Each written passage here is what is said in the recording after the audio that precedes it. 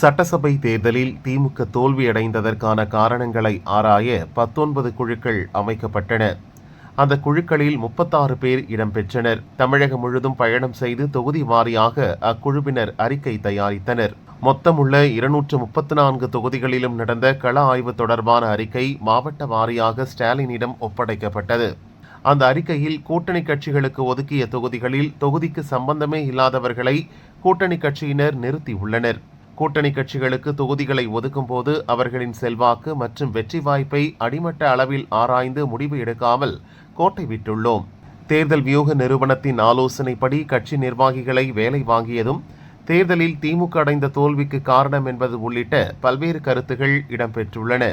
இது தொடர்பாக கள ஆய்வுக்குழுவில் இடம்பெற்ற திமுக முன்னாள் எம்எல்ஏ எழிலரசன் கூறுகையில், மக்களை பல வகைகளில் சந்தித்து ஒரு நாளைக்கு 10 மணி நேரம் என 140 மணி நேரம் ஆய்வு நடத்தினோம்.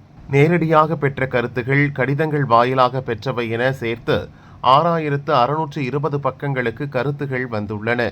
அவற்றை படித்து குறிப்பெடுத்து அதை 476 பக்க அறிக்கையாக தயாரித்துள்ளோம். அதை திமுக தலைவர் ஸ்டாலினிடம் வழங்கியிருக்கிறோம் என்றார்.